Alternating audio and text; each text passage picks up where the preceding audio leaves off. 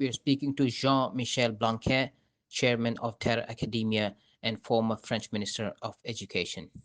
Jean, firstly, congratulations on the launch of the Terra Academia here in Bahrain.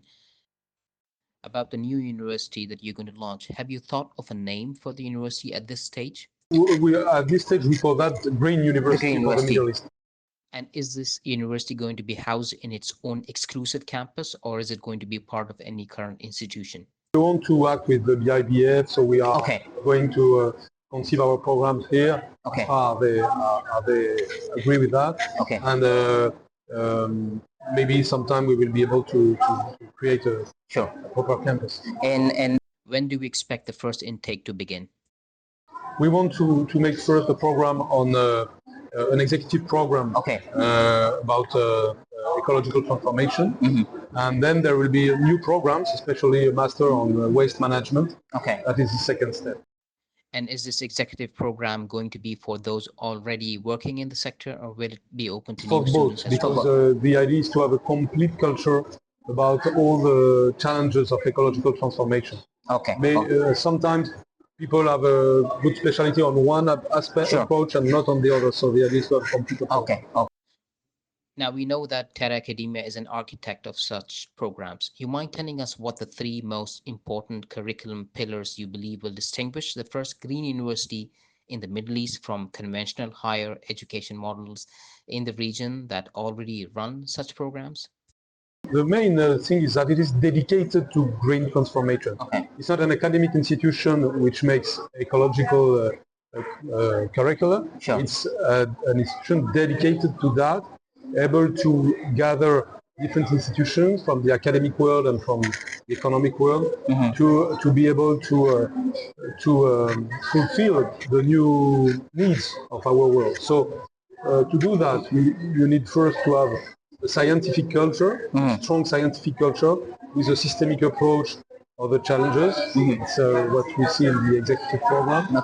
And two, there is the economic approach and especially the financial approach to make a bridge between scientific challenges and economic challenges. So I suppose we will see a strong collaboration between the academia and the industry?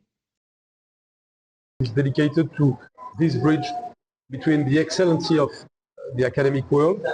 Today we had a Nobel Prize for the conference, and this excellency must have a quick and strong impact on the concrete world.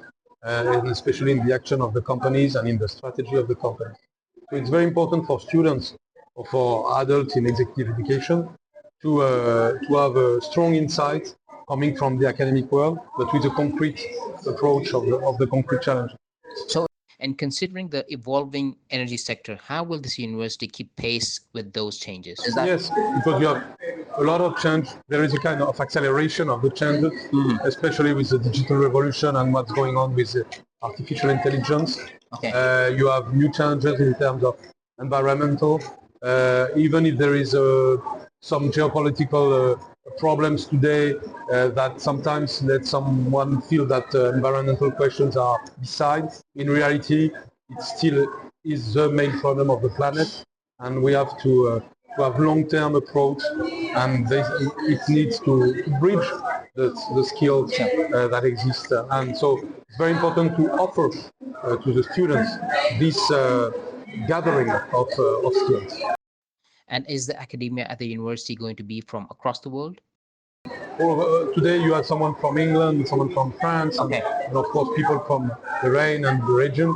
So you will always have that. Of course we have a strong French roots, but we will try to all that in a worldwide approach, because you will have other campuses in the future of Terra Academia in other parts of the world. So it will be a kind of network of a green university. Now, France is known to have pioneered several education for sustainability frameworks. Which specific French or European best practices do you plan to adapt at Terra Academia Bahrain? In France, we have different strengths for that. First, you have the School of Economy, as we saw today with Philippe Aguillon approach. You have the Nobel Prize around this question of green growth compatible with the green necessities, and even a reflection about innovation through green growth. So this is the first point. Second, we have a strong scientific tradition, Yes, of course. and the University of Strasbourg is one of these strong places. They have Nobel Prizes in chemistry in particular. We try to take our best from that. And then in energy, it's important to have in mind that through different traditions, especially our priority to nuclear plants, we have a tradition of decarbonation. We think that it's good to go to a decarbonate world, so the world of electricity in particular. So it's important for the transitions that are going on in the Middle East to be able to share this vision and these technologies. This should have been perhaps the first question, but why choose Bahrain as a location for this? Bahrain is a very key place because because it is in a region which is very important for the future of the world, especially in terms of ecological transformation. We have to change our kinds of energy. We have and so Middle East is a key place from an ecological point of view and from a geopolitical point of view. And within the Middle East, Bahrain as a place where everybody can come and where there is a strong logic of hub is a key place. So we believe in the future of Bahrain and the ability of Bahrain to gather people of different origins, different beliefs, different approaches, to be a hub for the region. How important is Veolia's role in all of this? Veolia is a very important company by itself because it's a leader in ecological transformation through water management, waste management, energy management, and is very present in the region, even in Bahrain. And so Veolia has a specific legitimacy to be beside new initiatives in terms of training for ecological transformation, especially thanks to the kind of technology they manage and the innovative approach they have. But we are not the institution of Veolia. Veolia is a key partner. Of course, we are open to other companies which belong to Terra Academia and to new companies in the future, even companies of the region which want to be part of the stakeholders of Terra Academia. We see that the region is fast in adopting new technologies, especially in the energy sector. Is that the case in the education sector as well? Well, we will see in the future. Okay. It's important to now in the 21st century to go into this logic, because education also is going to evolve a lot, even in terms of forms of education.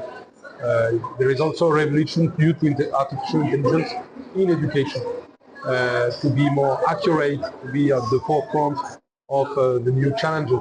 So it's very important to take that into account and to associate the economic. So once again, how soon can we see the university take off? Well, the first takeoff is a seminar in April. It's an executive seminar for executive people. So it's the first step.